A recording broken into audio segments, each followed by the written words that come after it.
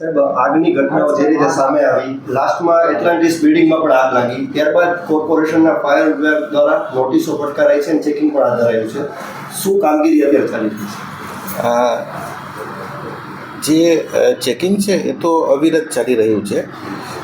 જે તે સમયે ટીઆરપીની ઘટના પછી સરકાર તરફથી એક એસઓપી રાજકોટ મહાનગરપાલિકાને મળેલ છે અને એ જ એસઓપીમાં થોડા લોકલ આંશિક ફેરફાર કરીને રાજકોટ મહાનગરપાલિકાએ પોતાની અલગ એસઓપી બનાવેલ છે અને એ એસઓપી મુજબ ચેકિંગ અવિરતપણે ચાલુ હતું જ.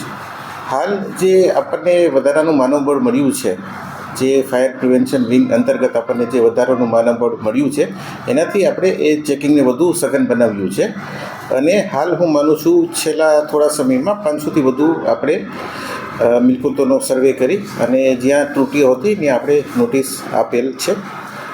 આ પ્રક્રિયા નિરંતર ચાલુ રહેશે અને જ્યાં ત્રુટીઓ મળશે ત્યાં અમુક નોટિસ બાદ આપણે કાર્યવાહી કરવાની ફરજ પડશે. સર, એટલાન્ટિસ બિલ્ડિંગમાં જે રીતે 10-10 વર્ષથી એનઓસી રિન્યુ નહોતું થયું, હવે આવો કંઈ સામે આવશે તો કોઈની શિરશરમ નહીં રાખે એ વાત સ્પષ્ટ છે.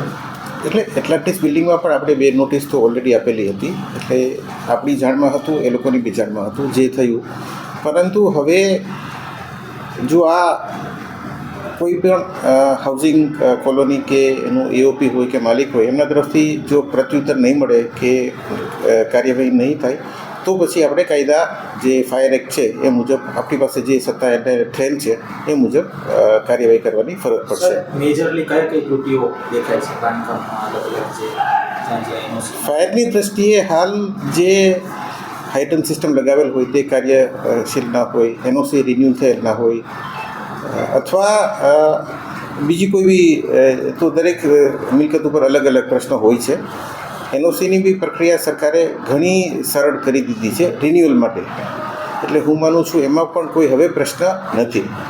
સાહેબ, જે પ્રમાણે આગની ઘટનાઓ બની રહી છે રાજકોટમાં પણ ફાયરમાં જે જગ્યાઓ ખાલી છે હજુ ભરાઈ નથી. ખરેખર જે સ્ટાફ પૂરતો હોવો જોઈએ તેમાં પણ ક્યાંક ના, હું માનું છું કે અગાઉ એ વસ્તુ કદાચ સાચી હતી પણ હવે તો જે ભરતી છે એ રિગરસ થઈ રહી છે. આખી એક નવી ફાયર પ્રિવેન્શન વિંગ આપણે ઊભી થઈ ગઈ છે. એટલે હું માનું છું બહુ ટૂંક સમયમાં તો તમામ જગ્યાઓ ભરાઈ જશે અને હું માનું છું માનવબળ જે છે એનો તો કોઈ આપણને પ્રશ્ન રહેશે જ નહીં. ઓકે.